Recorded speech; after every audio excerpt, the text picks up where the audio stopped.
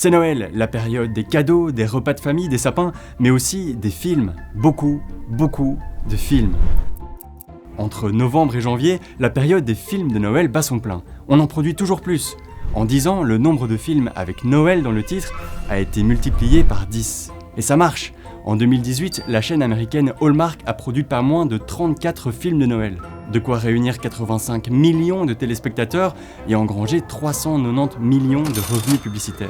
Pourtant, quand on y regarde de plus près, l'histoire de ces 34 films est souvent la même. Et ça vaut pour l'ensemble des films de Noël. Ils se ressemblent tous. Alors comment expliquer qu'on ne s'en lasse pas ? Pourquoi est-ce qu'on continue autant à aimer les films de Noël ? Bon, quand on imagine un film de Noël, on pense immédiatement à plusieurs choses. Déjà, c'est Noël. Il y a de la neige, des décorations, tout ça, ça fait partie de l'imaginaire de Noël. Ce sont les clichés qu'on retrouve presque constamment. Mais ce n'est pas ce qui fait l'essence de ces films. En réalité, il y a une ressemblance bien plus profonde qu'il faut aller chercher dans l'entraille du scénario. Pour raconter de bonnes histoires, les auteurs piochent dans un certain nombre d'éléments scénaristiques. On a par exemple le méchant machiavélique, une catastrophe qui menace la terre entière ou encore un amour impossible. Mais pour les films de Noël, il y a 4 éléments qui reviennent systématiquement. Ils forment ensemble la formule des films de Noël. Le premier élément, c'est le héros, une personne normale à qui on peut tous s'identifier. Ce héros traverse généralement une mauvaise passe. Quelque chose ne va pas dans sa vie professionnelle ou personnelle. Il est déçu. Les événements suivent leur cours, la situation s'empire et alors que tout semble perdu, un événement magique vient rétablir la situation. Magique, ça ne veut pas spécialement dire fantastique.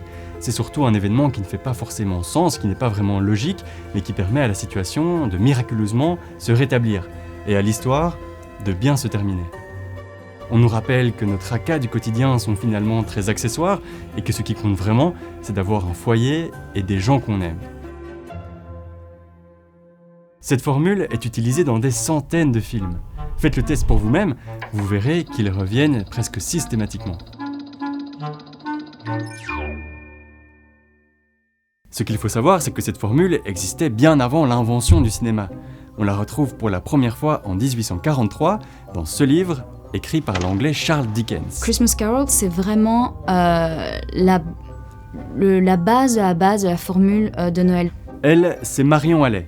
Elle est chercheuse en film studies et spécialiste des films populaires. Elle va nous aider à y voir plus clair. Cette patte de Noël se retrouve même dans la structure même du conte de Charles Dickens. Dans son livre, Charles Dickens raconte l'histoire de Scrooge, un vieux comptable avare qui déteste la fête de Noël. À force, il se renferme sur lui-même et perd le contact avec sa famille. Mais au fur et à mesure du bouquin, des fantômes lui rendent visite et lui font ouvrir les yeux sur ce qu'il rate, l'amour de son prochain. Le vieux Scrooge s'en rend compte et renoue avec sa communauté. C'est la magie de Noël. Ce livre est rapidement devenu un classique de la culture littéraire anglo-saxonne, si bien que dès 1901, quelques années seulement après l'apparition du cinéma, il est adapté pour la première fois au grand écran. Mais ce n'est que le début. Au XXe siècle, le cinéma ne cesse de se développer et de plus en plus de films sont produits chaque année. Les scénaristes cherchent alors de l'inspiration dans la littérature existante, comme par exemple Un conte de Noël de Charles Dickens. Et il y a un film qui s'en est particulièrement inspiré, c'est celui-ci. La vie est belle de Frank Capra. Dans ce film, un héros déçu par la vie est sauvé par l'intervention magique d'un ange le soir de Noël. Ce qui permet une fin heureuse et en famille, tout y est. Et techniquement, on pourrait même voir que It's a Wonderful Life, le personnage de George Bailey, est en fait le personnage du comptable dans A Christmas Carol. Depuis, cette formule a été utilisée des centaines de fois. On la retrouve dans des classiques comme Love Actually, The Holiday ou encore The Grinch, mais aussi dans des centaines de téléfilms diffusés chaque année à la télévision ou sur les plateformes de streaming. On retrouve l'élément du foyer, de la famille, de la bienveillance, de la chaleur, de façon systématique dans tous les films de Noël. Bon, ok, on l'a vu, cette formule, elle fonctionne. Son exploitation n'a cessé de croître depuis près d'un siècle. Mais alors comment expliquer qu'on ne s'en lasse pas ?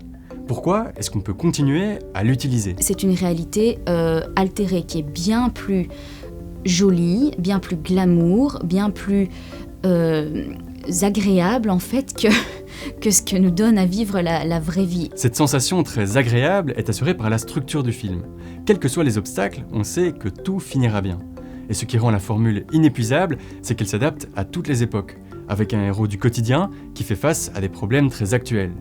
Par exemple, dans le film La vie est belle, sorti dans les années 40, on parle de la guerre. Plus tard, dans les années 80, avec La course aux jouets, on parle de surconsommation et de capitalisme. Plus récemment, dans les années 2000, avec des films comme Love Hard, on parle de détresse amoureuse, ou encore d'homosexualité avec des films comme Happiest Season. Et quels que soient les tracas du quotidien, le film fait une promesse à son public. Tout se résout grâce à la magie de Noël, un bon foyer et l'amour de son prochain. Ces valeurs-là sont relativement universelles et elles existent depuis aussi longtemps que l'humanité existe en fait. Donc c'est extrêmement réconfortant et sécurisant d'un point de vue commercial et pour le spectateur en fait tout simplement de véhiculer ce type de thématique. Outre son côté réconfortant et les valeurs qu'il prône, le film de Noël est par définition lié à la fête de Noël. Et ça le protège des phénomènes de mode habituels. Pour mieux comprendre, il faut s'intéresser à cette courbe. C'est une théorie du psychologue allemand Willy Mund qui permet entre autres de mesurer l'appréciation du public envers une œuvre. Habituellement, la courbe fonctionne comme ceci. On commence par apprécier, ensuite on adore, mais à force de répétition, on finit par détester. Sauf qu'on ne regarde des films de Noël qu'à une période bien précise de l'année, à Noël.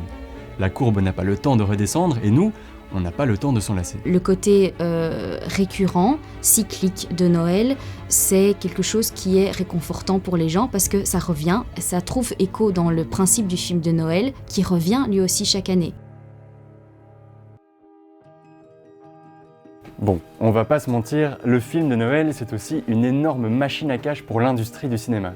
La formule est simple, peu coûteuse, universelle et extrêmement populaire.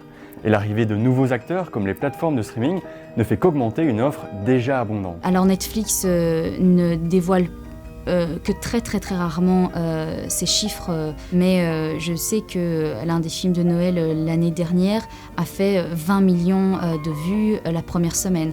Donc ça a parfaitement sens de rentrer dans cette frénésie de Noël, ça fidélise le client, ça le rend joyeux en fait aussi tout simplement, et un client joyeux c'est un client qui revient. Il est évident que l'industrie du cinéma a tout intérêt à produire un maximum de films de Noël. Mais ce n'est pas non plus qu'une logique économique. Ces films font office d'antidépresseurs dans une période froide et morose.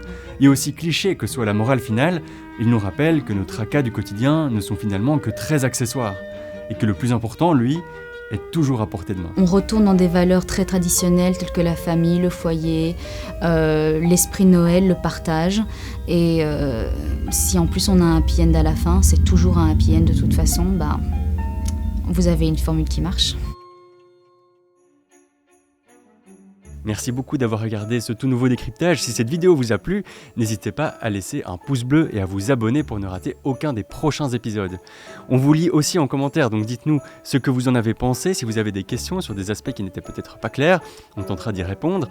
Et en attendant, on vous dit à la semaine prochaine pour un nouveau décryptage.